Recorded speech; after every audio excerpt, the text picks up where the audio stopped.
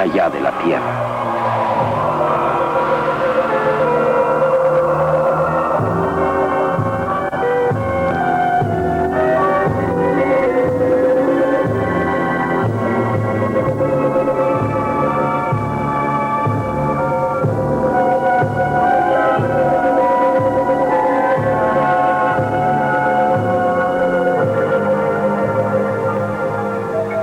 Ahora sabemos que en los primeros años del siglo XX, este mundo estuvo siendo vigilado por inteligencias más desarrolladas que la del hombre, y sin embargo tan mortales como él mismo. Ahora sabemos que como seres humanos, ocupados en sus variadas preocupaciones, fuimos escudriñados y estudiados, tal vez casi tan estrechamente como un hombre con un microscopio podría escudriñar las criaturas pasajeras que hormiguean y se multiplican en una gota de agua. Con infinita complacencia, la gente iba y venía por el mundo ocupada en sus pequeños asuntos, serena por la seguridad de su dominio sobre este pequeño fragmento giratorio de materia solar, el cual, proveniente del obscuro misterio del tiempo, por casualidad o por destino, ha sido heredado por el hombre.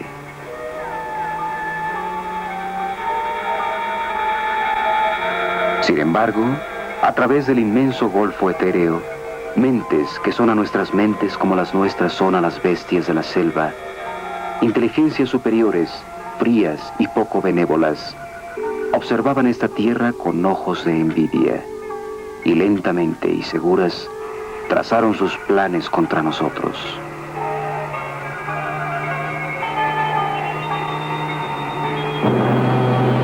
Así empieza un libro de ciencia ficción publicado hace más de 75 años. La Guerra de los Mundos, de H.G. Wells. Fue escrito y leído como entretenimiento inofensivo. La ciencia ficción empezaba a volverse popular. Cuentos de hadas, para adultos. Sin embargo, este mundo de ciencia ficción nos envuelve ahora. Hay menos ficción cada día que pasa. Sí, la evidencia está aquí. Nuestro planeta está siendo visitado por inteligencias más grandes que la del hombre, y que viajan en vehículos espaciales, en platillos voladores. La gente alrededor del mundo los está viendo. Los italianos los llaman dischi volanti, los franceses sukup volant, los rusos letayushi tarielki. En América los llamamos ovnis. Existen miles de informes de policía y pilotos sobre ovnis, y cerca de 900 casos de rastros de aterrizaje han sido documentados. Casos en que la química del suelo ha cambiado. Torbellinos circulares que muestran la tremenda fuerza centrífuga en el lugar donde algo masivo aterrizó. ¿Y qué ha sucedido? Los voceros militares de las grandes potencias están sospechosamente callados. Solo una cosa es cierta. Ninguna potencia terrestre ha construido un avión que vire en ángulo recto a velocidades supersónicas. Y tales naves son vistas constantemente y fotografiadas persiguiendo a nuestros aviones de prueba y vehículos espaciales. ¿De dónde vienen esas naves extrañas?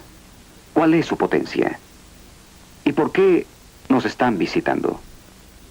¿Están tal vez recordándonos que somos parte de una conexión cósmica? ¿Que tenemos eslabones y aún parentesco con mundos lejanos?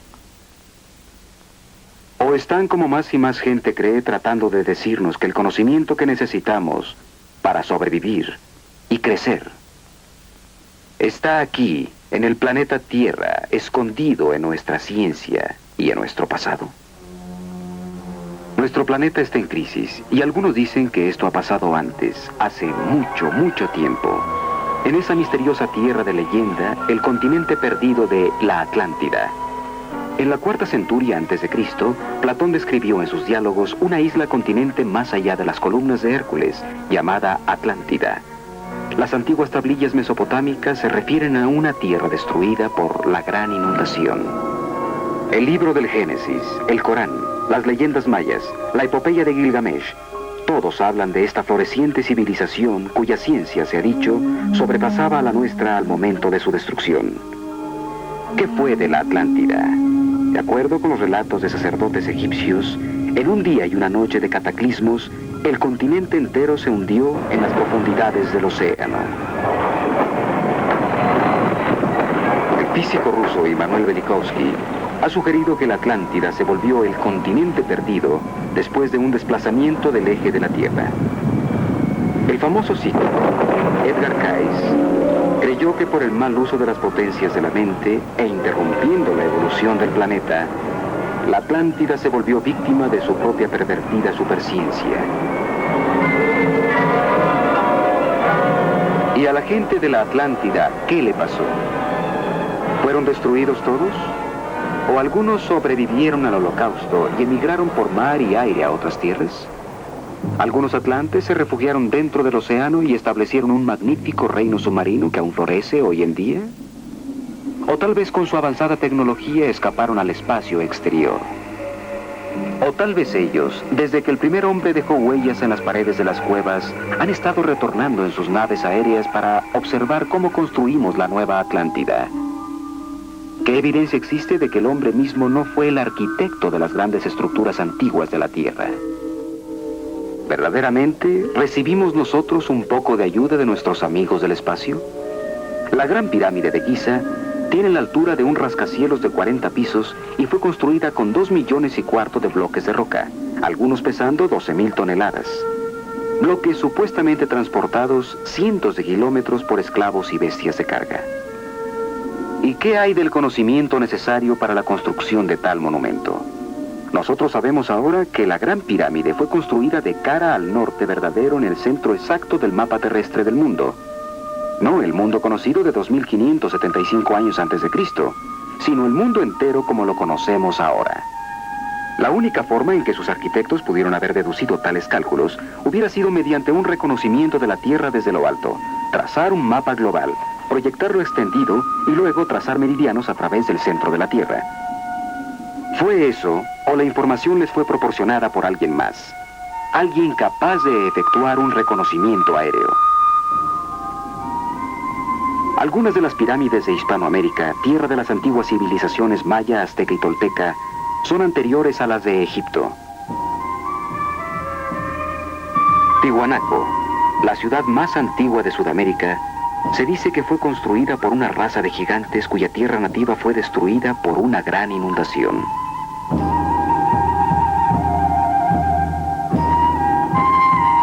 Los arqueólogos han descubierto asombrosas similitudes en arquitecturas y artefactos entre Egipto y Tiwanaku. Similitudes que han inducido a varios sabios a sugerir que estas dos civilizaciones podrían tener un origen común. Que tal vez Egipto era la colonia principal de la Atlántida en el Viejo Mundo, mientras que en el Nuevo, Tiwanaku era uno de los puestos coloniales de avanzada del continente hundido.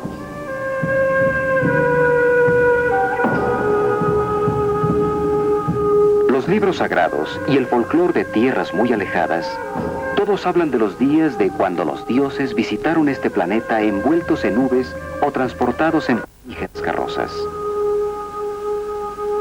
¿Son las estatuas gigantescas de la isla de Pascua fieles representantes de antiguos astronautas o de gigantes de la Atlántida?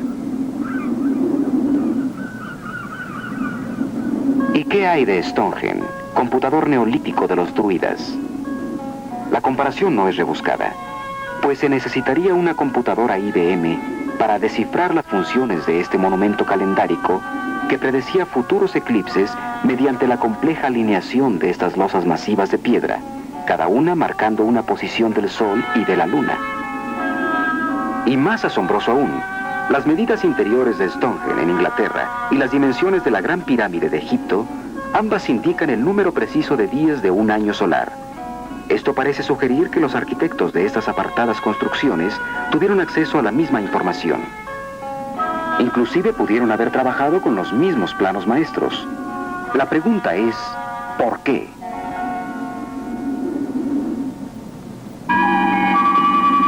Imagínense un solo equipo de arquitectos viajando de continente a continente, empleando personas locales para construir puntos de apoyo de navegación, grandes faros que podrían ser vistos desde una nave orbitando el planeta Tierra. Faros aún en operación hoy día. Ciertamente, la evidencia más permanente de que civilizaciones avanzadas han estado visitando este planeta desde tiempos antiguos puede verse en estos monumentos que desafían al tiempo, separados por un mundo. Pero consideremos lo que está pasando en nuestro cielo actualmente. Eran las 8:05 p.m. cuando el comando aéreo fue informado de que una luz misteriosa rondaba a baja altura, justo al noroeste de Rapid City, Dakota del Sur. Los operadores de radar de la base Ellsworth pusieron atención al cuadrante noroeste del cielo y descubrieron un objeto no identificado. El control de tráfico aéreo rápidamente avisó a un avión F-84 que patrullaba en el este que se dirigiera hacia el ovni. Un momento más tarde, el radar del jet localizó la señal desconocida y fue hacia ella. El avión se encontraba a solo 3 kilómetros de su objetivo, cuando de repente la luz se alejó con una aceleración fantástica. La persecución duró unos 120 kilómetros. El avión no logró alcanzar al objeto. Finalmente, el avión abandonó la persecución. En el control terrestre, los hombres del radar vieron fascinados cómo el objeto desconocido cambiaba de dirección y seguía el jet de regreso al aeropuerto.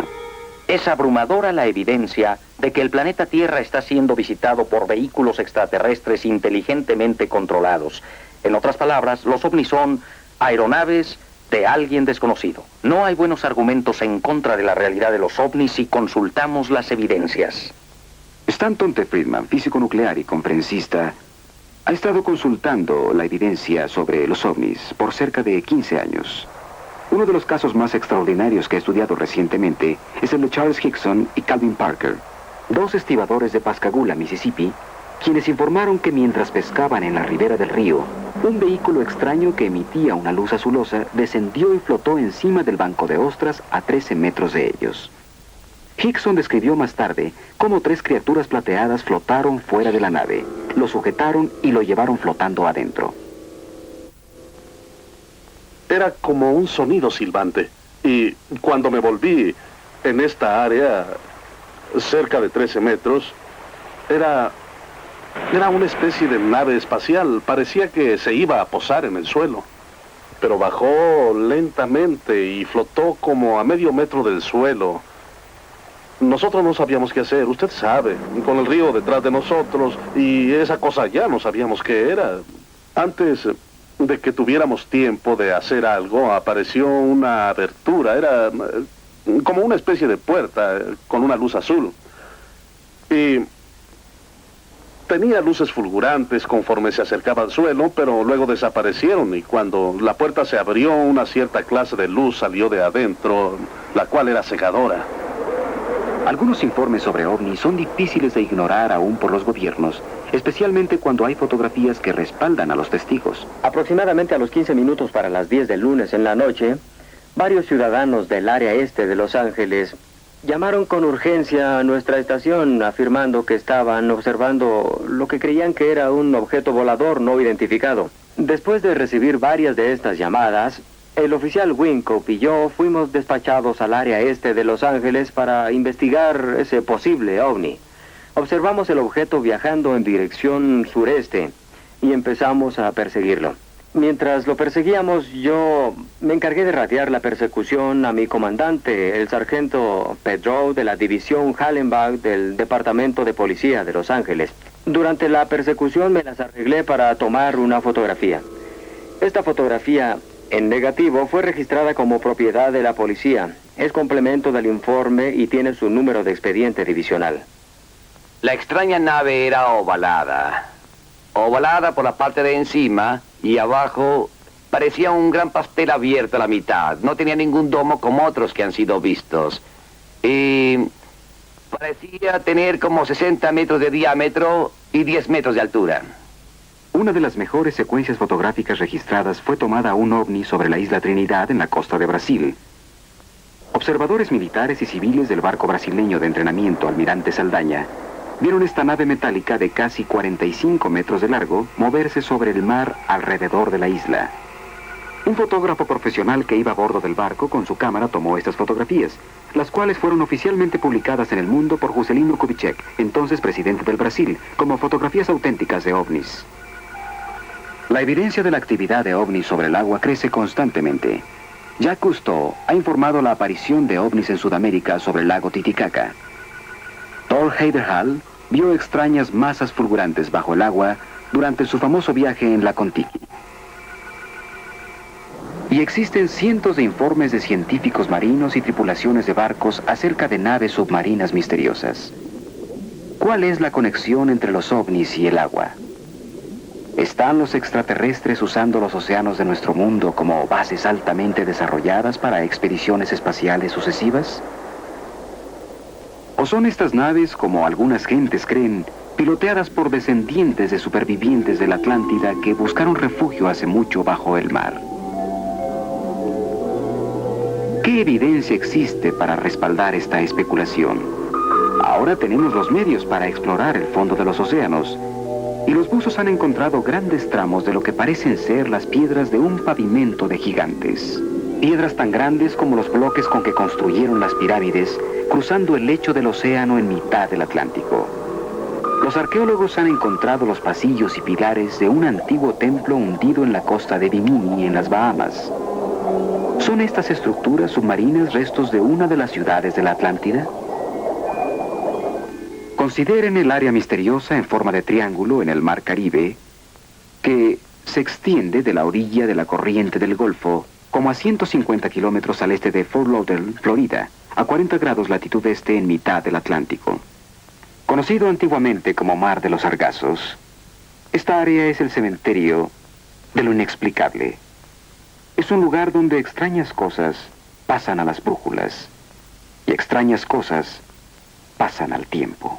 A lo largo de los siglos, este cementerio húmedo ha reclamado galeones españoles, windjammers, vapores, supertanques, yates de recreo y aviones. Casi todos desaparecieron sin dejar huella, como si los tentáculos de algún monstruo mítico hubieran salido y los hubieran agarrado. Esta área es conocida ahora como el Triángulo de las Bermudas, o Triángulo del Diablo.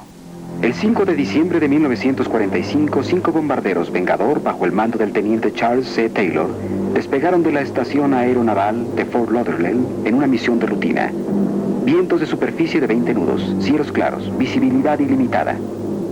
De repente, a solo 15 minutos antes de que terminara el vuelo, la torre de control localizó la voz frenética del teniente Taylor. Las 4 de la tarde. Llamando a la torre, esta es una emergencia. Parece que estamos fuera de ruta. No podemos ver tierra. Repito, no podemos ver tierra. ¿Cuál es su posición? No estamos seguros de la posición. No estamos seguros de saber dónde estamos. Parece que estamos perdidos. La ruta de vida es el oeste. No sabemos qué dirección es el oeste. Todo anda mal. No estamos seguros de ninguna dirección. Parece que entramos en agua blanca ahora. Atención, estamos completamente perdidos. Y luego, a las 4:25 p.m.,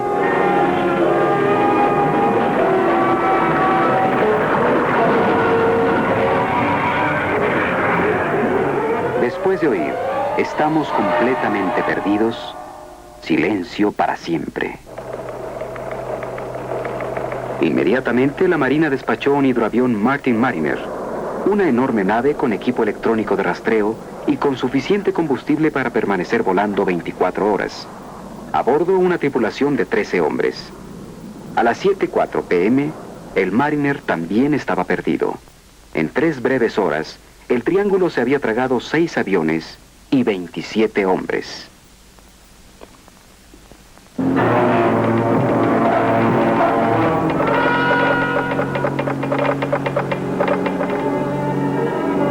Al amanecer del día siguiente, la mayor búsqueda de rescate por aire y mar nunca antes lanzada estaba en camino. 242 aviones y 18 barcos rastrearon el área conocida como el Triángulo del Diablo, pero no se encontró una sola huella, ni una capa de aceite, ni un pedazo de algo, ni una balsa salvavidas, nada.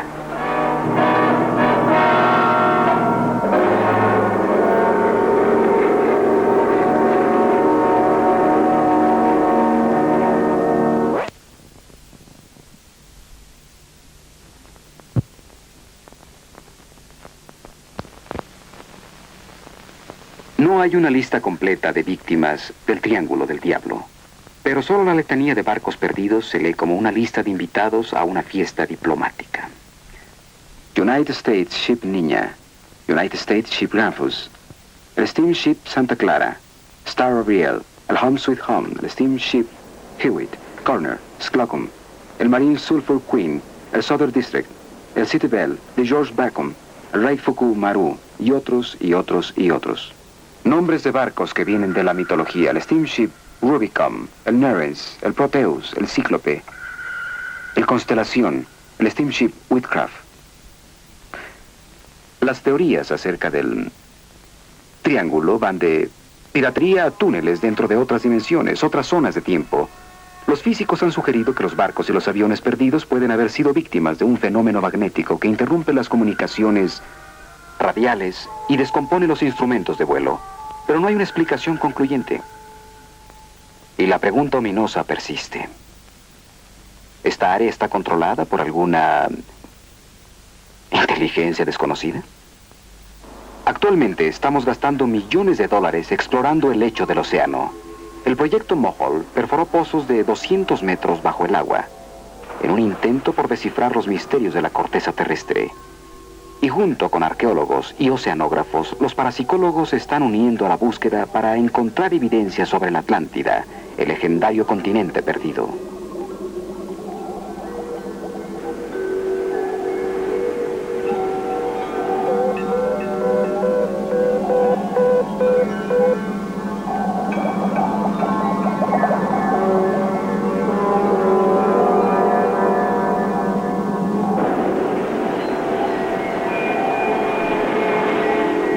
Los mitos de todos los países hablan de dioses y sirenas que salen del océano. ¿Y qué tal si la mitología es realmente historia condensada y las leyendas de estas criaturas marinas encantadas de hecho son testimonios oculares? ¿Y si la ballena que se tragó a Jonás en el violento mar era en realidad una nave submarina?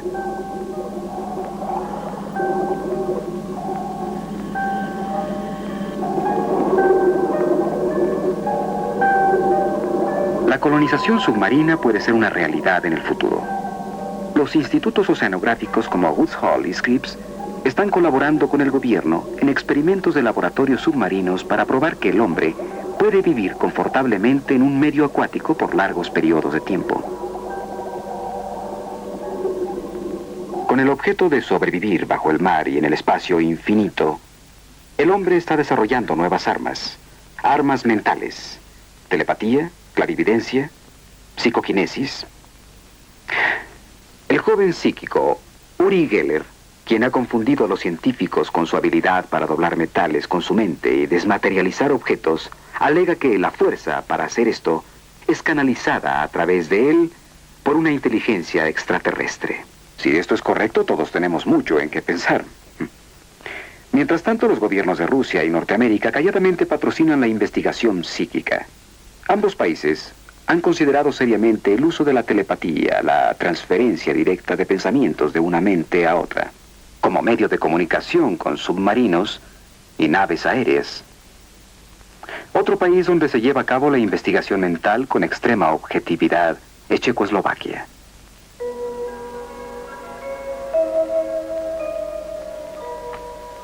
Aquí, en un laboratorio checo, estamos viendo un experimento de telepatía. El sujeto está siendo inducido a un trance profundo de hipnosis con objeto de liberar el inconsciente para recibir el mensaje que le será transmitido.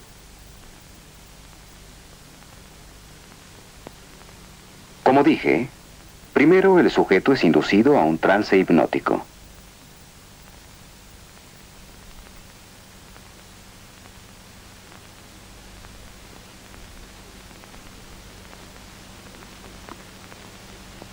En este experimento es esencial que no haya interferencia externa, que la mente del sujeto esté clara para recibir el mensaje mental que le será enviado. Ahora, el experimentador, quien no es conocido por el sujeto hipnotizado, selecciona al azar un sobre que contiene el nombre de una especia. Pimienta. La prueba y luego trata de enviar mentalmente el sabor de la especia al sujeto hipnotizado. Ahora el científico le está diciendo, lo que yo pruebo, tú también lo probarás. ¿Qué es? La respuesta viene casi inmediatamente. Pimienta.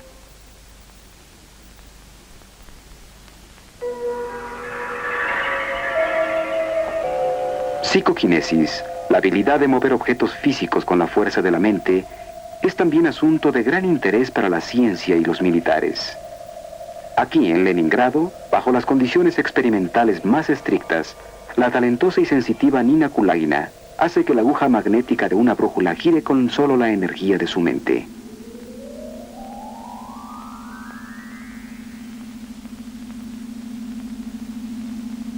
Los científicos rusos han encontrado que mientras se efectúa la demostración, el campo magnético que rodea el cuerpo de la señora Kulagina es solo 10 veces menos potente que el de la Tierra misma. Usando esta misma energía, la señora Kulagina también puede hacer que objetos no magnéticos, como estos palillos protegidos con una caja de plástico, vayan hacia ella a través de la mesa.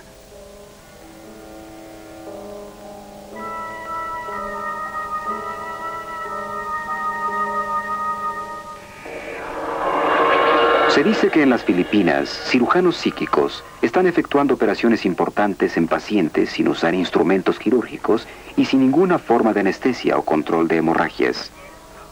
Sin embargo, la cirugía parece no ser dolorosa y la cicatrización sobrenatural tiene lugar casi inmediatamente. El más conocido de los cirujanos, Tony Akpoa, está quitando un tumor de la frente del hombre de negocios de California, Donald Westerbeck.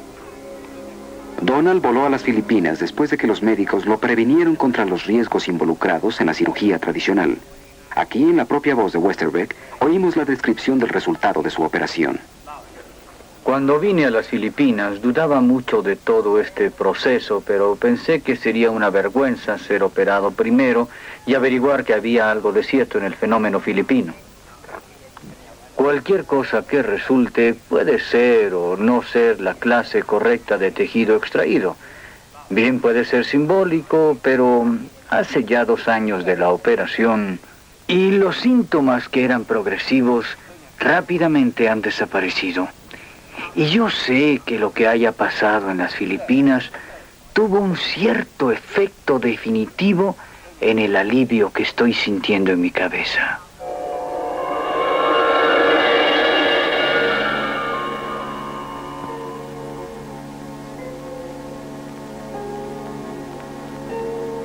Estamos aquí para una curación psíquica.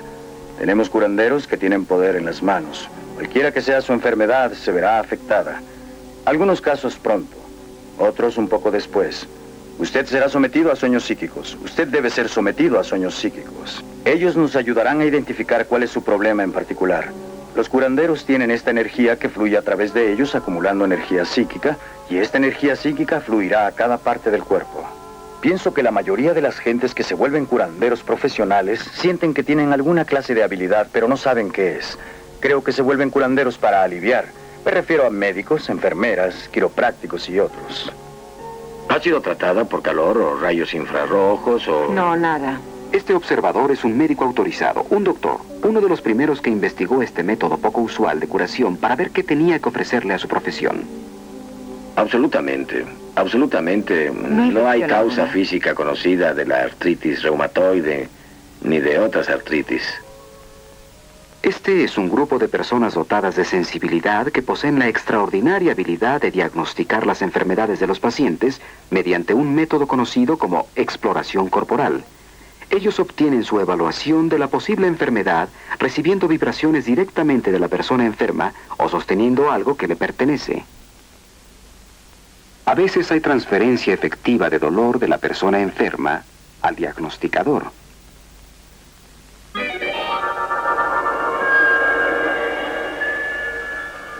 La idea de un campo de energía o aura rodeando al cuerpo humano se remonta a varios siglos.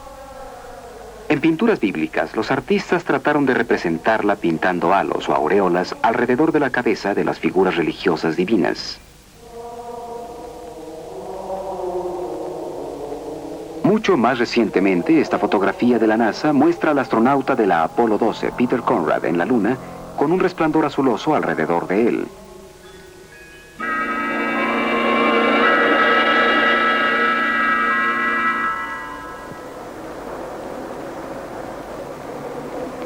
Una institución líder en investigación psíquica es la Universidad de California en Los Ángeles, en donde la psicóloga e investigadora doctora Thelma Moss está investigando con la fotografía Kirlian. una técnica revolucionaria inventada por los científicos rusos Semyon y Valentina Kirlian, la cual registra en placas fotográficas el aura o campo de energía que rodea los objetos orgánicos e inorgánicos. Doctora, ¿nos podría hablar sobre su investigación aquí en la universidad? Hemos cubierto casi cada área de investigación en parapsicología, que incluye telepatía, ideas que van de mente en mente, movimiento de objetos a distancia. Por ahora estamos extremadamente interesados en los campos de energía alrededor del cuerpo. Probablemente el trabajo más fascinante que estamos haciendo por ahora tiene que ver con una técnica fotográfica que fue descubierta primero en la Unión Soviética llamada fotografía Kirlian, o simplemente fotografía eléctrica. Hemos podido lograr un material fascinante en cinematografía que me gustaría mostrarle ahora, si es posible. Bien, echaré a andar el proyector y veremos algo de nuestro trabajo, lo que hemos filmado. Debido a los esfuerzos de investigadores experimentales como la doctora Moss, la técnica de la fotografía Kirlian pronto será de uso práctico en todas las ramas de la ciencia física. Los objetos inorgánicos fotografían muy diferente que los objetos orgánicos. Las monedas tienen una corona estable, pero dan la ilusión de que hay movimiento alrededor de ellas. Pero la corona misma es estable y sus límites están fijos, mientras que los seres humanos muestran un efecto marcadamente diferente. Esta es la yema del dedo índice derecho y nosotros podemos ver que alrededor de este dedo hay destellos y la corona está cambiando su diseño. Tomamos a una joven y le pedimos que se emborrachara. Aquí la tenemos. 2 yemas de sus dedos de la mano derecha antes de tomar algo, y el efecto es más bien plácido. Después de 4 vasos de champaña, vemos que se han vuelto considerablemente más brillantes y la distancia se ha cerrado. Y la parte posterior de sus dedos emite chispas de cuando en cuando. Después de 8 vasos, está en un estado mucho mejor. De la proyección posterior de las yemas de sus dedos salen efectos brillantes. Ahora probamos antes y durante el beso. Estos son los dedos del hombre y la mujer antes del beso. Y podemos ver que las coronas de ambos son más bien opacas, con una brecha entre los dedos en el punto en que casi se tocan. Los mismos sujetos fueron fotografiados durante un beso. Sus coronas se han vuelto considerablemente más brillantes y de hecho van una hacia la otra. Tal vez la mujer un poco más hacia el hombre que el hombre hacia la mujer. Aquí tenemos un ejemplo extraordinario que no sucede muy a menudo.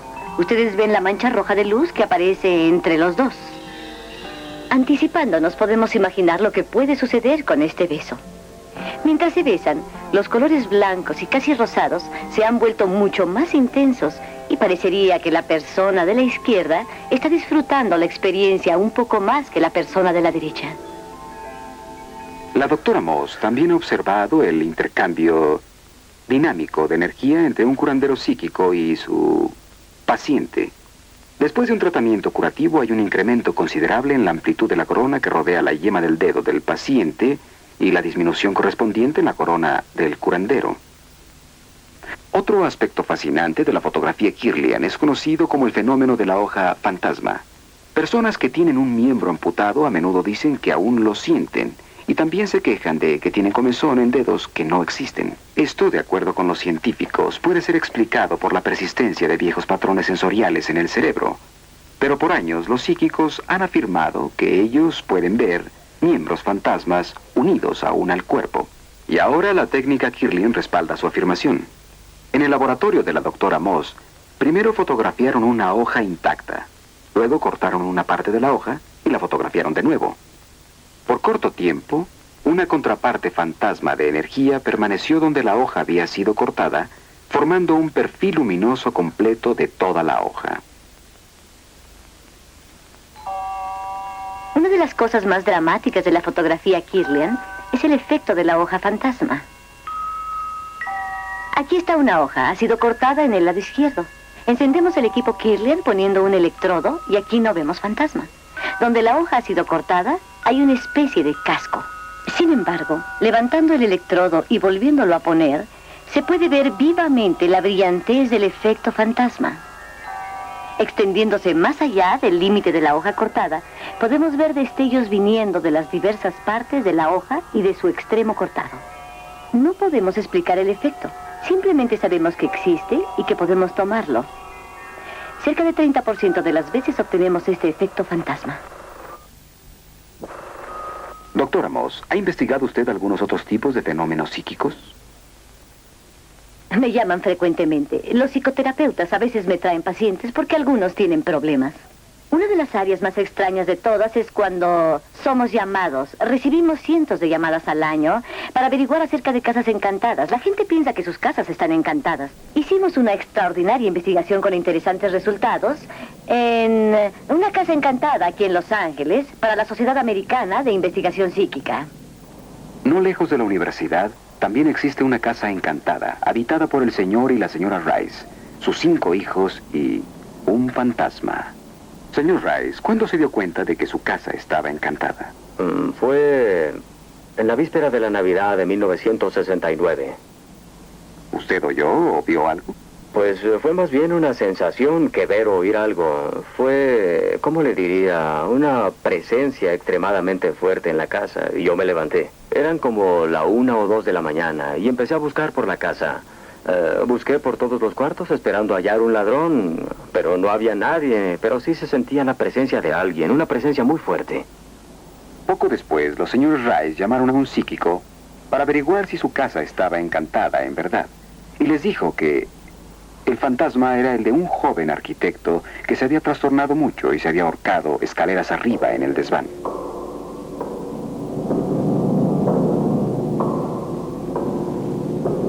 Yo me encontraba trabajando en mi estudio. Soy pintor.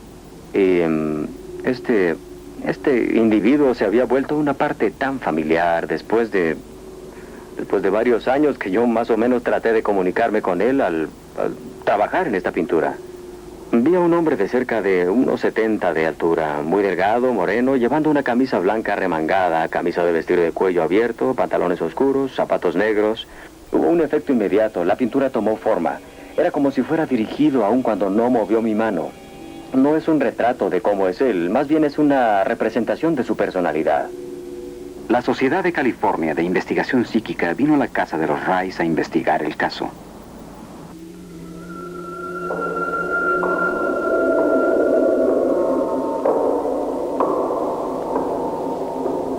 Revisaron la casa, todas las habitaciones, y donde quiera que fueron, sintieron algo que registraron. Sintieron una sensación muy fuerte de él arriba, donde se supone que se ahorcó. Había ruidos extraños subiendo y bajando la escalera, y parecía que alguien la subía y la bajaba.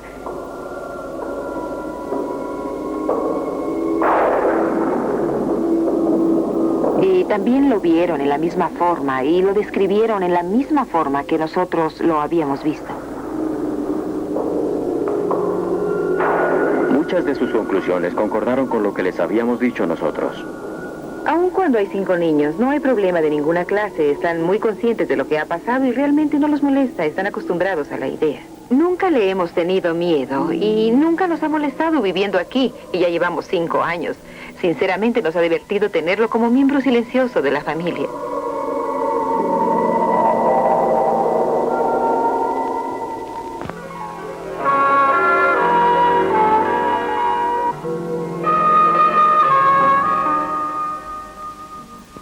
Yo soy Lucrecia Black y soy una bruja. Practico la brujería y la magia negra. Siempre he sido una bruja. Yo nací bruja, crecí como bruja. Y mi madre, abuela y bisabuela también fueron brujas. ¿Qué es una bruja? Es una mujer psíquica que puede proyectar sus energías e invadir la mente subconsciente de otras gentes, forzándolas a hacer cosas que normalmente no harían. Este es el molino de las brujas en Inglaterra, en donde en la Edad Media las brujas practicaban sus aquelarres. Había brujas que adoraban a los espíritus de la naturaleza y empleaban plantas y hierbas para hacer pociones para los enfermos. Brujas que secaban la leche de las vacas de sus vecinos o plagaban sus cosechas. Brujas que usaban abalorios o amuletos para ahuyentar las fuerzas del mal. En Inglaterra, en la época medieval, la iglesia quemó y ahorcó brujas, culpándolas de que alguien enfermaba o moría. En Francia, Juana de Arco fue quemada porque la iglesia tenía miedo de su asombroso poder psíquico. A través de los tiempos, las mujeres con poder psíquico han sido acusadas falsamente de ser brujas. Recientemente, en 1970, una mujer de California, una típica ama de casa del Medio Oeste, fue acusada de ejercer la brujería.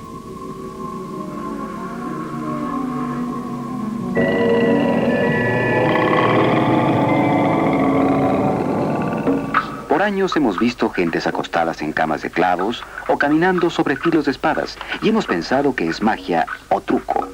Ahora empezamos a entender que existe una línea delgada entre la magia y lo que llamamos la mente sobre la materia. La ciencia ha empezado a estudiar a quienes efectúan estos actos. Aquí en Hawái, miembros de una tribu antigua caminan descalzos sobre carbones encendidos sin sufrir dolor o daño en la piel.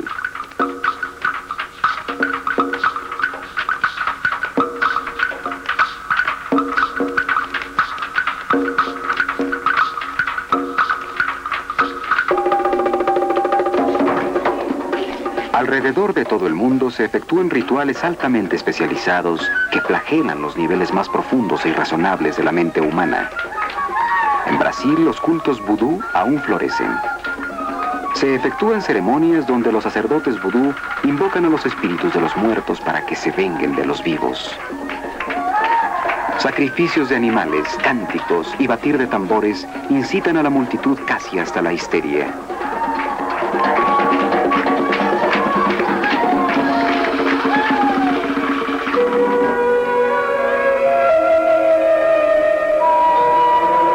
Estas discutibles ceremonias ocultas no están limitadas a los lugares primitivos del mundo. En San Francisco, como en otras ciudades americanas, Satán está vivo. Y para probarlo, con toda la cooperación de los hombres y mujeres fanáticos, vemos la celebración de una misa negra. In nomine Dei nostri Satanus Luciferi excelsi. En el nombre de Satán, el amo de la tierra, el rey del mundo, que se abran todas las puertas del infierno y aparezca para saludarme como su hermano y amigo, y que me dé las indulgencias de las que hablo, ya que vivo como las bestias del campo, regocijándome en la vida carnal. Aprecio a los justos y maldigo a los corrompidos, por todos los dioses del abismo, y ordeno que estas cosas de las que hablo vengan. Benditos sean los fuertes, porque ellos poseerán la tierra. Malditos sean los débiles, porque ellos heredarán el yugo. Benditos sean los valientes, porque ellos serán los amos del mundo. Malditos sean los virtuosamente humildes, porque serán pisoteados por pezuñas rayadas. ¡Salve Satán! ¡Salve Satán! ¡Salve Satán! ¡Salve Satán! ¡Salve Satán!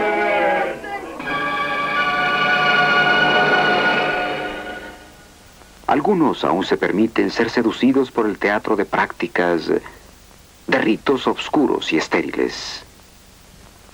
Pero la mayoría de nosotros estamos llegando a un nuevo y excitante futuro. Ahora existe una generación nacida en el conocimiento de que el hombre puede dejar la Tierra. Una generación preparada, aún ansiosa por contactos fuera de la Tierra. Y estamos empezando a explorar el espacio interior, a conocer el asombroso potencial psíquico de la mente humana. ¿Dónde encajan los ovnis en la nueva expansión de nuestro conocimiento sobre lo paranormal? Tal vez el reportero investigador Ralph Bloom, autor de Más allá de la Tierra, un libro acerca de contactos del hombre con los ovnis, podría contestar por nosotros. Señor Bloom, ¿qué piensa usted acerca de los ovnis? Pienso que debemos considerarlos como un ejemplo de la ley de Murphy. La ley de Murphy dice que si es posible que algo pase, pasará. Y no hay mucha duda que lo de los ovnis está pasando. Y que son objetos físicos reales, ocupando tanto espacio físico como tiempo. Pero los datos también implican que los ovnis pueden de hecho no estar volando aquí sobre vastas y enormes distancias, sino simplemente materializarse aquí. Funcionar como objetos físicos en nuestra atmósfera y luego desmaterializarse. He entrevistado pilotos militares cuya misión era lograr filmar ovnis.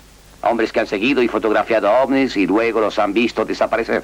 El profesor Chase Bruning de la Universidad de Mississippi ha señalado que la experiencia con un ovni se parece a un fenómeno psíquico. En ambos casos, basándose en las rígidas reglas de la ciencia, no deberían existir, pero aparecen y violan las conocidas leyes de espacio y tiempo y gravedad. Fantasmas y ovnis parecen tener mucho en común. Los fantasmas se materializan, parecen flotar y oscilar sobre el suelo. A menudo se comunican telepáticamente, luego se desmaterializan, tal como ha pasado con los ovnis y sus tripulaciones. Estos y otros fascinantes fenómenos como el tiempo perdido, teletransportación y curación espontánea, todo está asociado con las experiencias ocultas y de ovnis. Me inclino a creer como el astrónomo Allen Hynek, quien sugirió que podemos estar lidiando con una inteligencia que sabe más acerca del mundo físico que nosotros, más acerca del mundo psíquico y lo está usando.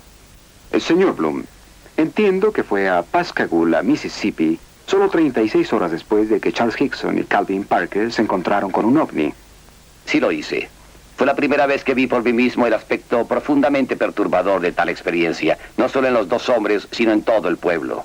Nada tan poderoso había pasado en Pascagoula desde que el huracán Camila golpeó la costa del Golfo. Y era imposible sentarse en el mismo cuarto que Charlie y Calvin y no poder creer que algo terrible les había sucedido a ellos. Me sujetaron. Uno me tomó de este brazo así y el que estaba de este otro lado también hizo lo mismo y yo parecí flotar a la misma altura del suelo que ellos. Luego entramos a la nave. Y ya dentro, cuando ellos lo soltaron, ¿vio mesas o sillas? ¿Usted recuerda lo que pasó? Sí. No vi mesas ni sillas ahí dentro, y no quiero decir que no las hubiera, lo que pasa es que la luz era casi cegadora y no pude ver nada. Y cuando esos seres me llevaron adentro, me soltaron. Y ese ojo, yo sigo refiriéndome a él como un ojo, se movía enfrente de mí, así de cerca, justamente enfrente de mí, mirándome a los ojos. Pareció quedarse ahí por unos cuantos segundos y luego empezó a recorrer todo mi cuerpo. Cuando ellos me trajeron de la nave y me depositaron allí, tengo la impresión de que no fueron bruscos. Ellos no me arrojaron, solamente me depositaron en el suelo y yo me caí. Mis piernas estaban débiles y no sé por qué, tal vez fue la tensión, pero me caí al suelo. Y fue cuando vi a Calvin, que estaba parado en aquella área. Estaba viendo al río con sus brazos extendidos así, como si estuviera observando algo. Un hombre en Missouri presentó un artículo sobre 546 casos de aterrizaje en 34 países. Todos incluían huellas, o sea, marcas dejadas después de que el ovni despegó. Un lugar donde esto pasó fue la granja Johnson en Delphos, Kansas, noviembre 2 de 1971. La marca extraña ahí a la mitad es un anillo de tierra. Es un anillo de tierra dejado por un ovni. Se hicieron muchas pruebas al anillo. Algo extraño le pasó a este suelo hasta una profundidad de 35 centímetros. Para dar un ejemplo de lo que le pasó al suelo, el fragmento de la izquierda es de ese anillo. Obviamente es de diferente color y textura que el fragmento de la derecha, y según pruebas de laboratorio, son diferentes en composición. Mientras los ovnis estén en el aire y efectúen acrobacias imposibles, todos podemos divertirnos con argumentos sobre quién está alucinado. Y los militares pueden decir a los ansiosos ciudadanos, ustedes no vieron un platillo volador, fue Venus, o gas de los pantanos, o gansos migratorios, o lo que sea. Pero todo eso cambia cuando un ovni aterriza y los extraños desembarcan.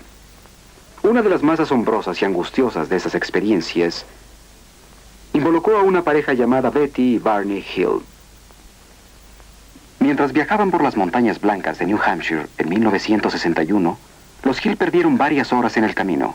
Incapaces de recordar las horas perdidas y acosados por sueños recurrentes, finalmente buscaron ayuda psiquiátrica.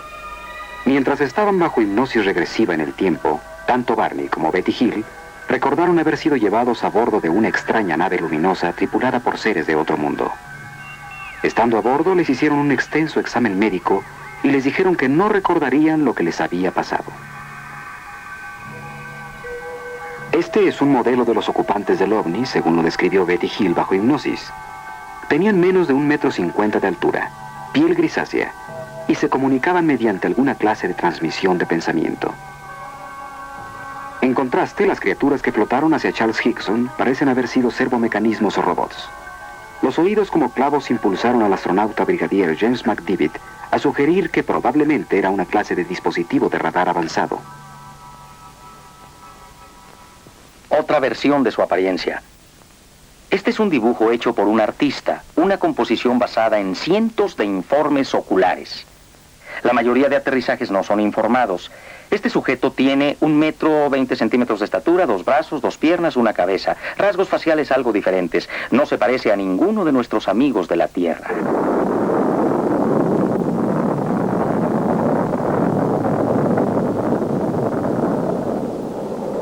Sin embargo, hay comparaciones definidas de comportamiento.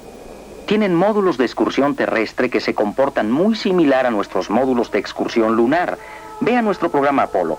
Tenemos naves voladoras de aspecto extraño. Llevan a bordo un vehículo de lanzamiento. Flotan en los desiertos de la Luna.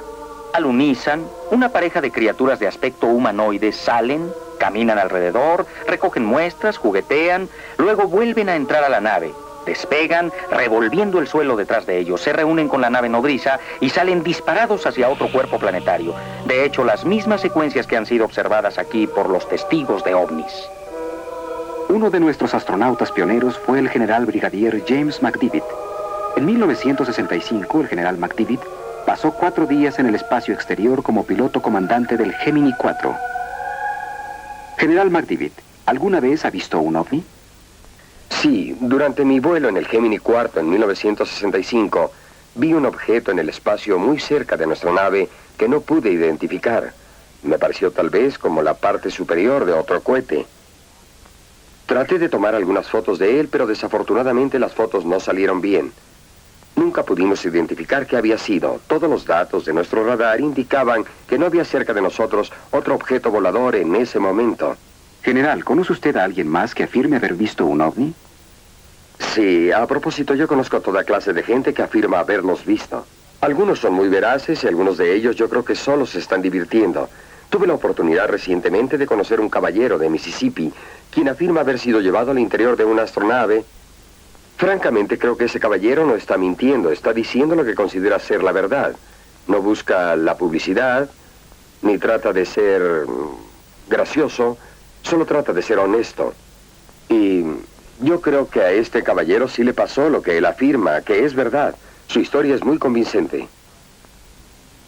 Al principio pensé que eran personas por la distancia. Sin embargo, cuando estuvieron frente a mí fue la impresión más grande que he tenido en mi vida. Eran más bajos de estatura que yo, aproximadamente como de 1,60 m, y no tenían cuello. La cabeza parecía bajar directamente a los hombros. Y tenía algo así como un cono en el punto donde debía estar la nariz, y donde debían estar los oídos también tenía lo mismo, y creo que los oídos parecían más largos que la nariz. Me pareció que cuando salió por esa puerta, esa abertura o lo que fuera, casi instantáneamente estaban aquí con nosotros. Y sus brazos, porque tenían brazos como nosotros, vi que sus brazos se movían, pero las manos eran diferentes, tenían membranas entre los dedos y solamente el pulgar estaba libre. ¿Me puede hablar de la prueba del detector de mentiras? Cuando se les pidió que vinieran aquí a hablar a esta gente, tenían en la mente que solo era una gran broma. Esa fue la razón por la que hicieron una prueba al señor Hickson. El instrumento mostró que decía la verdad. Le hicieron otra prueba. Después el examinador empezó a maravillarse. Hizo la tercera prueba y creyó lo que el señor Hickson le había dicho. Comisario, ¿quiere decirme qué pasó esa noche? Los interrogamos durante horas, luego dejamos el cuarto y grabamos toda la conversación que tuvieron. Grabamos lo que hablaron los dos. Y dijeron más o menos lo mismo. Uno de ellos estuvo rezando y dijo, después de todo lo que ha pasado en la Tierra, ¿por qué tenía que ver algo como esto? Calvin Parker, yo lo estaba interrogando y en un momento dado quería subir por las paredes. Así es como estaba de nervioso y agitado. Ya que yo estaba ahí y porque era médico y varios otros científicos e investigadores fueron consultados y vieron la situación, me preguntaron si no me importaría estar presente y dije que no me importaría. Y aun cuando era muy difícil para nosotros creer que una astronave aterrizó y esas criaturas tipo robots salieron y se llevaron a estas 2 personas dentro de la astronave, Estos dos hombres, en mi opinión, creen que vieron esto y han sido honestos informando lo que han informado. La historia de Charles Hickson no es única. Los ovnis primero aparecieron en las noticias en este país en 1947, cuando el piloto Kenneth Arnold vio 9 objetos en forma de disco desplazándose a alta velocidad de manera no convencional, como lo haría un platillo si lo rebotan sobre el agua. Un periodista que entrevistó a Arnold tomó el término platillo volador y se inició una vigilancia del cielo por un cuarto de siglo. Durante 28 años, estas naves metálicas en forma de disco de cientos de metros de diámetro han sido vistas alrededor del mundo, de París a Papúa y a Pascagoula. Aun cuando la ciencia ha fallado en dar una explicación de aceptación general sobre los ovnis, el asunto ha sido estudiado por el Congreso de los Estados Unidos.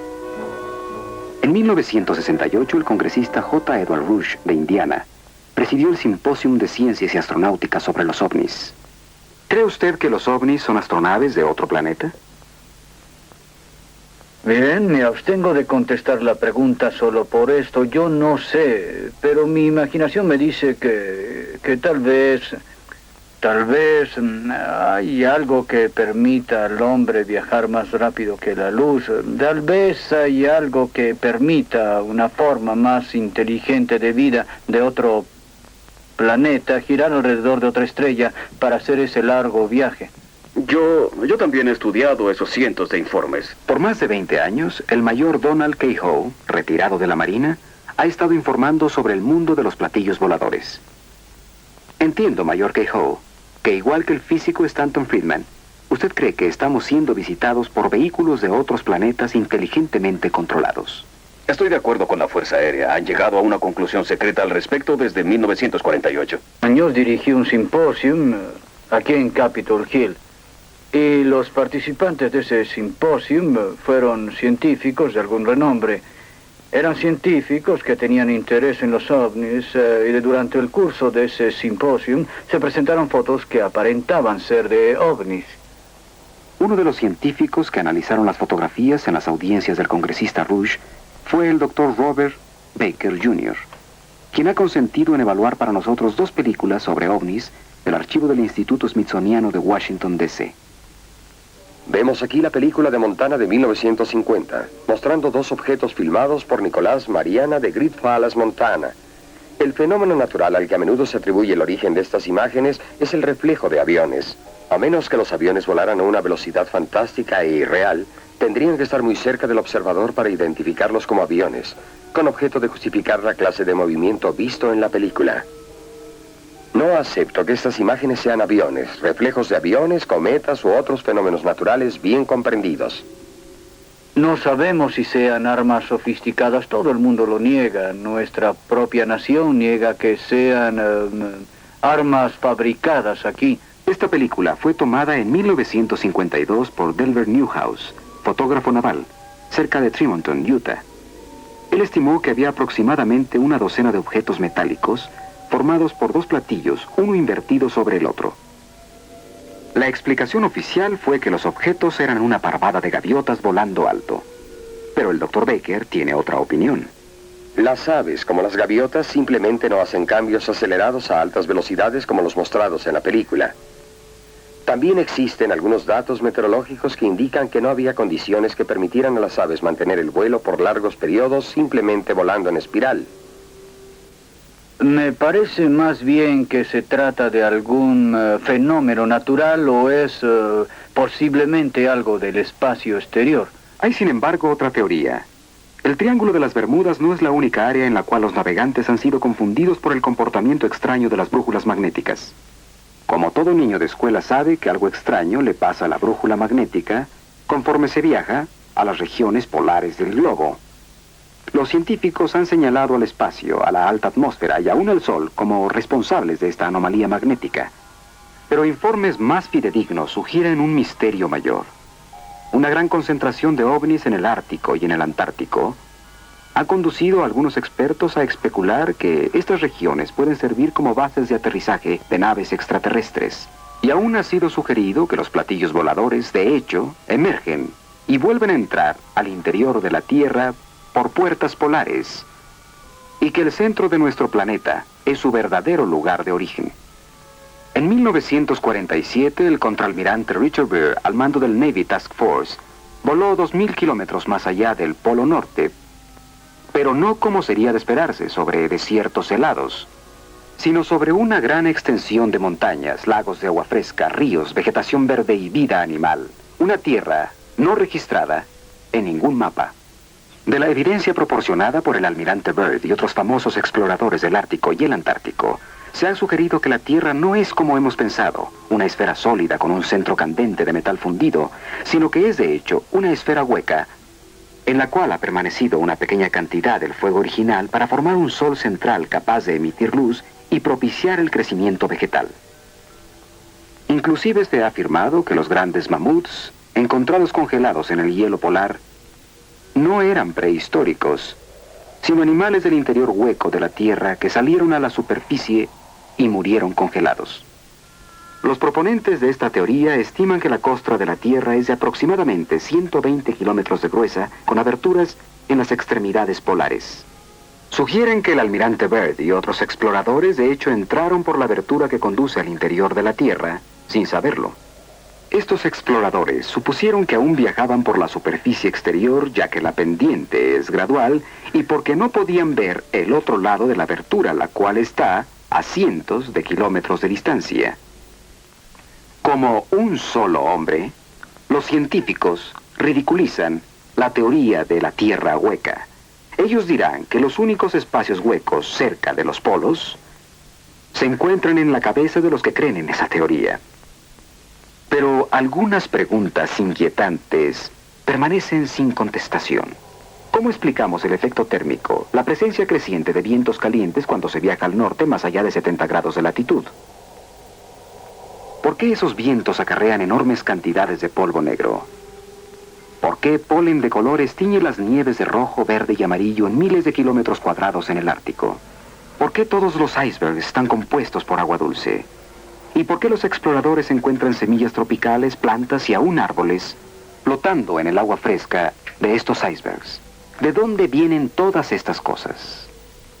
Bien, la contestación a estas preguntas es obvia para cualquiera que crea en la existencia de una región inexplorada en el interior de la Tierra. Pero la teoría de la Tierra hueca no se limita a este planeta. En su libro, Un viaje al interior de la Tierra, Marshall Gardner habla sobre luces brillantes que se ven en los casquetes polares de Marte, Venus y Mercurio, y concluye que estos planetas también tienen huecos interiores y soles centrales. De acuerdo con Gardner, la aurora boreal o luz del norte es causada por los rayos del sol central dentro de la Tierra, proyectados en el cielo de la noche a través de la abertura polar. Pero antes de reírnos con esos científicos por estas teorías, debemos recordar que hace 100 años, los astrónomos más prominentes del mundo pusieron en juego su reputación sobre el hecho de que las rocas no caían del cielo. Hoy día, esas rocas se llaman meteoritos. La ciencia, como cualquier cosa viviente, debe crecer. Y una de las nuevas preguntas cruciales para los científicos es cómo viajar a través del espacio. ¿Hay arterias cósmicas? ¿Tal vez aberturas en el abismo del espacio-tiempo infinitos? En el pasado el hombre atribuyó inmortalidad a las estrellas. Ahora sabemos que las estrellas, igual que nosotros, nacen, crecen y eventualmente mueren. Al final de sus vidas, estrellas solo un poco más pesadas que nuestro Sol, de repente estallan en explosiones de supernova, volviéndose fulguraciones galácticas gigantes que se colapsan formando estrellas enanas blancas que luego se queman volviéndose enanas negras, cada una del tamaño de la Tierra. Si una estrella es algo más pesada, se colapsa hasta volverse una estrella neutrón mucho más pequeña y muchísimo más comprimida. ¿Pero qué les pasa a las estrellas de cuando menos 3 veces el tamaño de nuestro Sol? ¿Esas que no envejecen quietamente como estrellas neutrón o enanas? Los científicos creen que el colapso de estas enormes estrellas es tan poderoso que una vez que empieza nada puede detenerlo. Continúan encogiéndose hasta que el campo gravitacional que las rodea es tan fuerte que se cierra completamente al resto del espacio.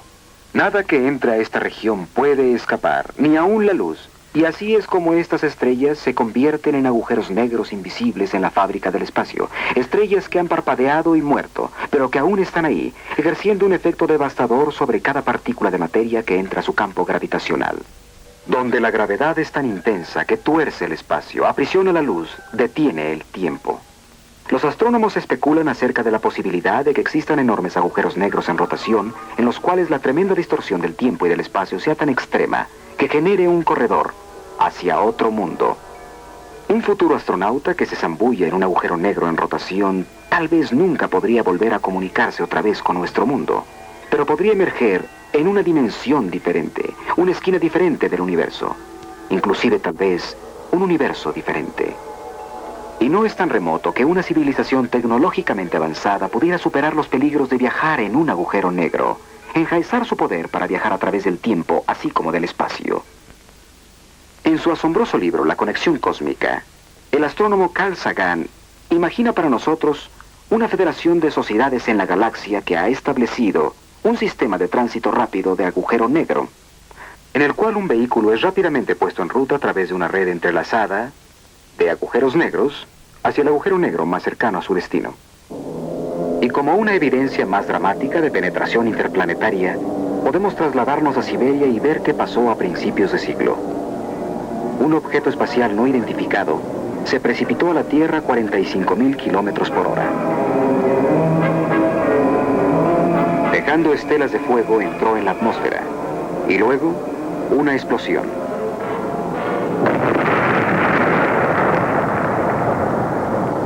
Igual en fuerza a un estallido termonuclear. Un enorme hongo de fuego y humo. Una explosión como nunca antes registrada en la Tierra, que dejó trazas de radioactividad y árboles caídos en un área de 50 kilómetros a la redonda. Sin embargo, no hubo señales de un cráter.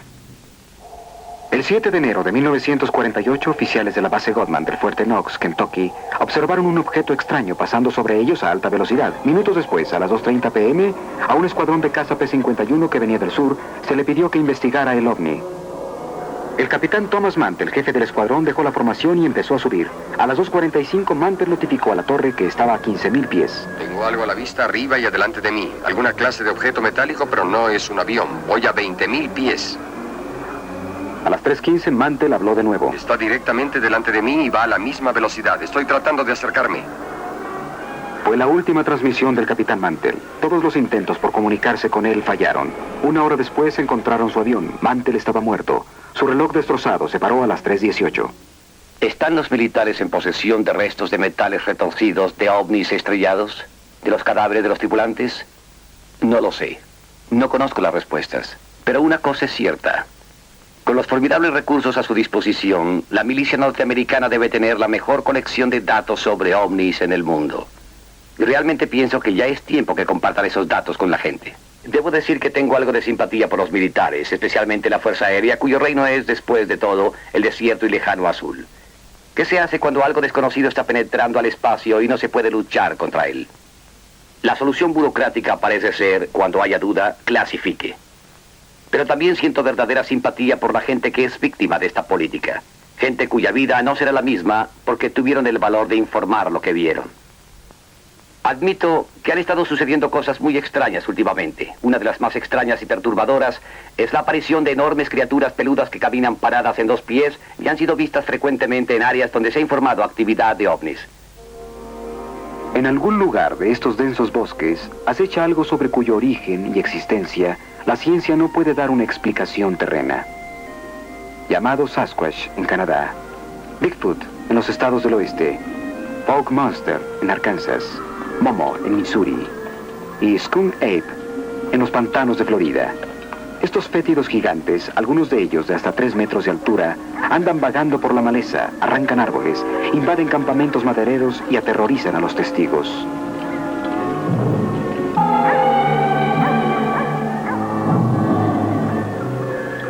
¿Qué son estas criaturas? ¿De dónde vienen? ¿Cómo llegaron aquí? Recientemente, un número asombroso de informes sobre Bigfoots ha coincidido con informes de observaciones y aterrizajes de ovnis. ¿Están los ovnis dejando a estas criaturas aquí para ver si pueden vivir en nuestra tierra? ¿Y por qué nunca ha encontrado nadie los huesos o restos de uno de ellos? Estos gigantes, como afirma el psíquico Peter Hulcox, ¿se transforman en polvo cuando mueren? ¿O tal vez son recogidos de nuevo por los ovnis para ser examinados en sus laboratorios?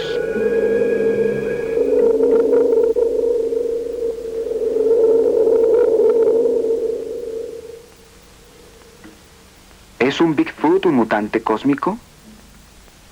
Por increíble que esto parezca, estamos contemplando posibilidades aún más extrañas en nuestros propios laboratorios. En 1818, cuando Mary Shelley creó al primer varón, Frankenstein, la idea de un ser humano fabricando a otro era pura fantasía.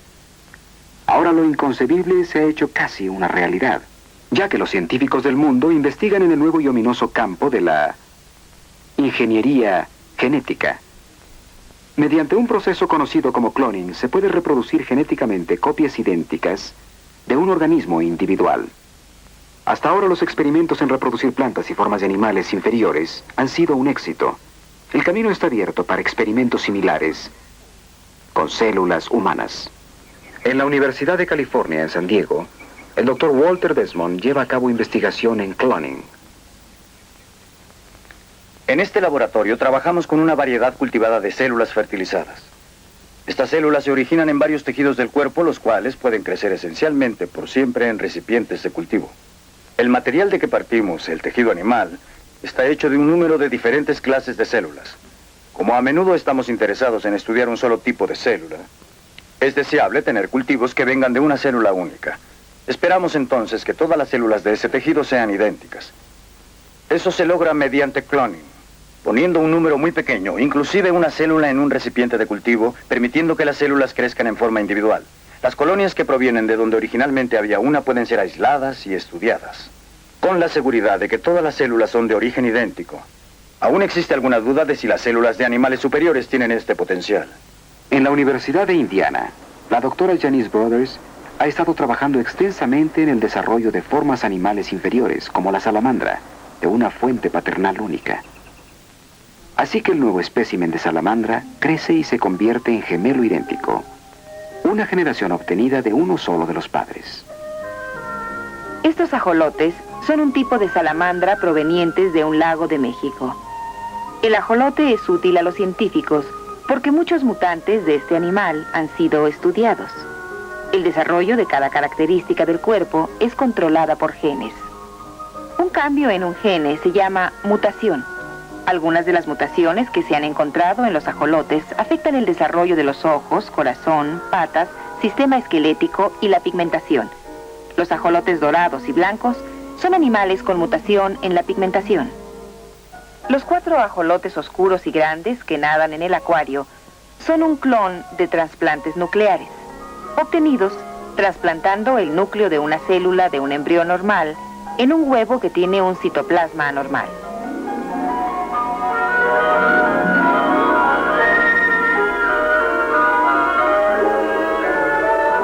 Al principio, el hombre pensó que solo él poseía sistemas de comunicación. Luego hicimos amistad con el delfín. Y ahora las plantas toman su lugar entre las formas de vida de este planeta que se comunican. Desde 1969, Marcel Vogel, químico investigador de la IBM, ha estado activo en el estudio de la comunicación entre el hombre y las plantas. Vogel cree que las plantas no solo responden a nuestros pensamientos, sino que también son instrumentos ultrasensitivos para medir nuestras emociones. Trabajando con plantas verdes caseras de hoja ancha, como este philodendron, Vogel enrolla un alambre alrededor de la planta y ata un pequeño electrodo de acero inoxidable a la hoja. Luego el alambre es conectado a un amplificador y a un polígrafo, y está listo para establecer una línea básica de comunicación, una especie de latido de la planta en la gráfica. Uno de los primeros experimentos que hicimos fue la de amenazar con atacar a la planta. Con la ayuda de su asistente, Vogel intentará proyectar pensamientos de ataque y luego registrará la respuesta de la planta. Lo que quiero que hagas es que pienses fuertemente en una forma de ataque, de violencia. Piensa intensamente que atacas a la planta y después transmíteselo. Cualquier cambio de la aguja en la gráfica es considerado por Vogel como una respuesta de la planta. Cuando la aguja salta locamente, es el equivalente eléctrico de un grito humano. Enseguida veremos la respuesta de Marcel Vogel y de la planta a los pensamientos dirigidos por su otro asistente Tom. Tanto la planta como Marcel Vogel están unidos mediante un aparato arcofisiógrafo biofeedback. Esta es la respuesta de la planta telemetreada a través de los electrodos de acero inoxidable. Esta es la respuesta galvánica de la piel de Marcel. Este trazo es la presión de Marcel y su relajación cardiovascular y la tensión de los vasos sanguíneos. Este trazo es una variación que viene de la mano de Marcel, que como ven está bajando. Muy bien, Tom, muy bien. Ahora me enfocaré en ti, Tom. ¿Te gustan las mujeres? Definitivamente sí. Sí, claro, sí. Bien, piensa que te gustan las mujeres. Sí, aquí está la respuesta a tu pensamiento. Todavía nada con la planta. Ahora vean ustedes que estamos obteniendo respuestas emocionales aquí mismo. Es que pensé en hacer algún trabajo de curación. Repite esa operación. Ese pensamiento. Repítelo. Ahora recógelo y transfiérelo. Tu mente estaba cerrada. Ese es el pensamiento del transfer. Mira eso. Es una respuesta a nuestra interacción personal. Siempre es emocionante para mí cuando estas cosas pasan porque me es difícil creer que todos estamos unidos por el pensamiento. Que todos somos uno con la naturaleza. Por eso me gusta este tipo de trabajo. Ahora voy a intentarlo con el pensamiento de amar, con la palabra amor. Verás que enseguida...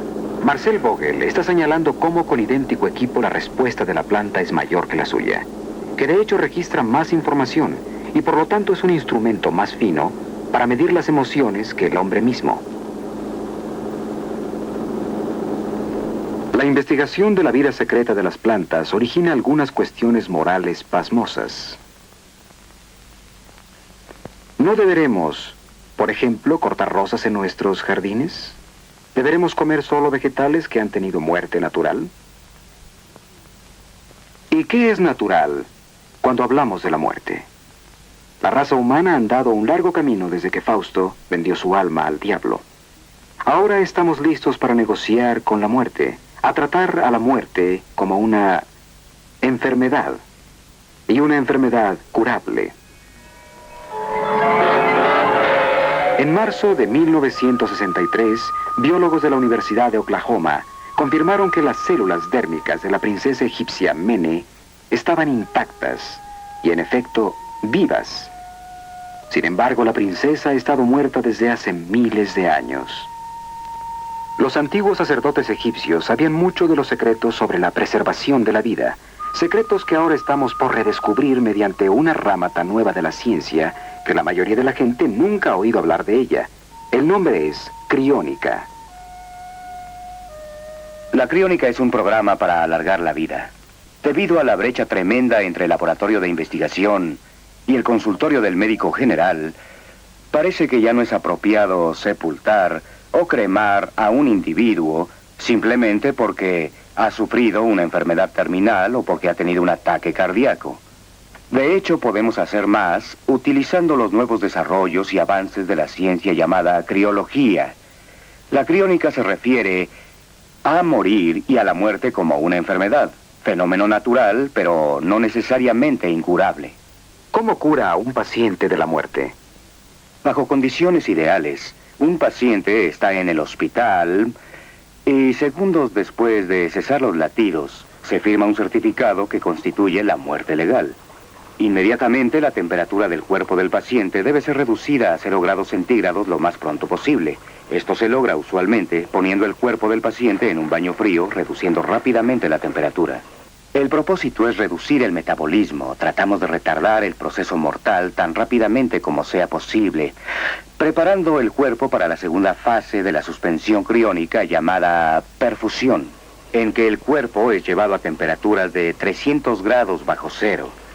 Este proceso de perfusión consiste en reponer la sangre del cuerpo con un producto biológico anticongelante que protege las células de las temperaturas muy bajas. Una vez que el paciente ha pasado el proceso de perfusión, es colocado en un medio ambiente temporal de hielo seco hasta que la cápsula ha sido preparada en un recipiente criogénico de almacenamiento de acero inoxidable que contendrá el cuerpo del paciente y también proporcionará refrigerante de baja temperatura.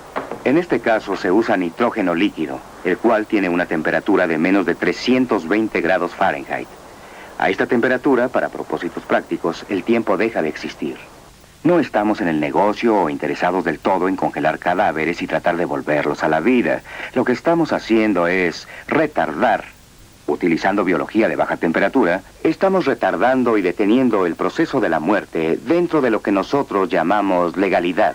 Las iglesias están de acuerdo con el objetivo de alargar y salvar vidas preciosas. Aquí tenemos a una joven mujer que ha sido puesta en suspensión criónica. Y de hecho la iglesia no solo acepta los procedimientos, sino que ha enviado a un sacerdote a bendecir la cápsula, con la esperanza de que en verdad esta mujer pudiera ser salvada. ¿Cómo se interesó en esta investigación, señor Nelson? De niño estaba fascinado con el fenómeno de la hibernación, de cómo los animales podían sobrevivir largos inviernos sin alimento. Muy recientemente tuvimos el ejemplo real de un ser humano, un joven llamado Armando Socaros, quien quería escapar de Cuba, y concibió la idea de esconderse en el hueco de las ruedas de un jet que iba a volar a gran altura. No se dio cuenta de la prueba a la que se iba a enfrentar. Sabemos que a la altitud de 39.000 pies no hay suficiente oxígeno para seguir con vida. La temperatura exterior era de menos de 40 grados.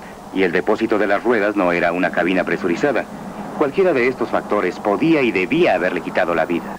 8 horas después, cuando el avión aterrizó en Madrid, España, el joven Armando cayó congelado al pavimento, no tenía pulso, y para asombro de todos, cerca de 1 hora después, detectaron un latido débil. Varios días después estaba casi recuperado y 56 días más tarde dejó el hospital ya sano. Científicos de todo el mundo vinieron a examinar al joven y se maravillaron de lo que hizo, porque de acuerdo con la ciencia era imposible y llegaron a la conclusión de que Armando Socaros fue el primer caso artificialmente inducido de hibernación humana. En los últimos años, la NASA ha gastado millones de dólares en investigación sobre hibernación, como posible ayuda en viajes espaciales. Personalmente creo que será muy valiente el primer hombre que acepte ser congelado vivo y luego ser enviado en un cohete a Marte. ¿Puede decirme si es posible, señor Nelson, que la gente sea crónicamente suspendida estando aún clínicamente viva? No, no se puede hacer legalmente hoy en día, en mi opinión. Con frecuencia tenemos peticiones de pacientes desahuciados, que sufren terriblemente de cáncer u otra enfermedad y quisieran que sus cuerpos fueran suspendidos criónicamente antes de sufrir los estados finales de la muerte y la agonía y demás. Sin embargo, no es posible por la definición legal de la muerte. El proceso no puede empezar hasta que cesan los latidos. Pero definitivamente sería para ellos una ventaja biológica y médica. Y espero que algún día podamos aplicar estos procedimientos a pacientes que estén en un estado de salud crítico, si eso es lo que desean. Para algunos esto podría ser uno de los más horrendos. Y otros aún podrían decir escalofriantes desarrollos de la revolución biológica. Pero no creo que sea tan amenazante o angustioso en su implicación para el futuro como es el cloning. Una vez leí a un ensayista francés quien sugirió que cuando los hombres están a punto de crear la vida, Dios regresa a la tierra, sonríe irónicamente y anuncia: hora de cerrar, caballeros, por favor. No hace mucho, el concepto de lograr un organismo completo de una célula sexualmente en un laboratorio hubiera parecido imposible. Pero los científicos ya pretenden lograr la vida humana mediante duplicación. Richard Siegel, profesor de genética de la Universidad de California, está de acuerdo en discutir con nosotros algunas de las implicaciones sociales, políticas y éticas si la ciencia interfiere con la evolución. Doctor Siegel, ¿es probable en su opinión que el hombre duplicado sea una realidad en un futuro cercano? Definitivamente existe una posibilidad de que en un futuro previsible sea posible que el hombre pueda duplicar al más complejo de los mamíferos. Me refiero al hombre mismo. Tenemos la teoría, tenemos el conocimiento científico, pero algunas de las técnicas muy especializadas que son requeridas aún no han sido desarrolladas. Pero hay una razón para creer que con un esfuerzo coordinado, algunas de las barreras que existen ahora puedan ser superadas. Si la duplicación humana fuera finalmente lograda, y de nuevo vuelvo a enfatizar que aún no lo ha sido, creo que originaría algunos problemas éticos notables a toda la humanidad. Después de todo, sería un grupo de gente que no tendría padre, ni madre propia, ni familia, que reconocerían desde el principio que son copias Xerox, por decirlo así, de gentes que existen o existieron recientemente. Y luchar contra esto a través de sus vidas sería, desde luego, el problema más difícil al que finalmente tendrían que enfrentarse, ya sea psicológicamente o psiquiátricamente. Eso no lo sé. Sinceramente, a mí no me gustaría hacer una copia Xerox. Ciertamente, la duplicación traerá también algunos problemas prácticos al hombre. Por ejemplo, uno podría pensar inmediatamente en un dictador, quien duplicaría para él una fuerza de combate superior. Gente que sería virtualmente invencible como ejército. Gente que podría ser programada para no tener bloqueos mentales contra la violencia. No preguntarían nada, sino que saldrían solo a matar o a cumplir el mandato del dictador. Aquí hay otra posibilidad, realmente muy intrigante, pero al mismo tiempo aterradora. Podemos imaginarnos que un individuo muy rico y poderoso podría tener preparada una docena de duplicados de él mismo. Estos podrían ser almacenados para poder ser usados después como partes de repuesto. Por ejemplo, cuando el corazón de este hombre rico empezara a cansarse, podría tener un corazón nuevo, un trasplante de uno de sus duplicados, y no habría peligro de algún rechazo de trasplante. El corazón estaría destinado a eso y funcionaría normalmente. Sucedería exactamente lo mismo en el caso de un accidente, si perdiera una pierna o si ésta fuera horriblemente dañada. En el caso del hombre rico, una nueva parte sería tomada del duplicado y empleada para funcionar. Pero existe una pregunta, una buena pregunta. ¿Qué haremos con la copia a la que se le ha quitado el repuesto? ¿Qué haríamos en verdad con todas esas piezas y partes de casi personas? ¿Cómo llamaríamos a los desechos? ¿Se ha vuelto el hombre muy arrogante? ¿Creemos que no hay ya nada que la ciencia y la tecnología eventualmente no puedan resolver? ¿Somos en verdad los nuevos Atlantes? El reto que confrontamos es tan enorme como excitante. Estamos listos para emplear nuevos recursos: telepatía, psicocinesis, Bigfoot y misas negras, ovnis y atlantes, fotografía Kirlian, duplicación y criónica. Estas cosas sin duda tienen algo en común. La gente quiere saber más acerca de ellas. Aprender a forjar nuevas herramientas para el futuro de la humanidad en la Tierra y más allá. Estos talentos y conceptos nuevos, ¿de dónde están viniendo? ¿Están impresos en nosotros desde el principio? ¿O estamos siendo programados desde el exterior, en igual forma que el Señor programó a Moisés para sobrevivir? Algunos estamos de nuevo en contacto con ángeles tecnológicos, si lo prefieren, que son mejores y más sabios que nosotros. Yo no sé. Yo pienso que ellos saben más de lo que está pasando en esta tierra. Yo pienso, no sé, que pueden estar buscando a alguien con quien poder comunicarse para convencer a la gente de que el amor es la única posibilidad de sobrevivir. Ellos. ¿Quiénes son ellos? Vivimos tiempos angustiosos. Así que la teoría más agradable es tal vez la de que son de la Tierra misma, de lejos, en el futuro, cuando al fin aprendamos a viajar hacia atrás en el tiempo. Me gusta eso, porque si esa teoría es correcta, si ellos son nuestros propios descendientes, si ellos son del futuro, significa que lo logramos, que sobreviviremos.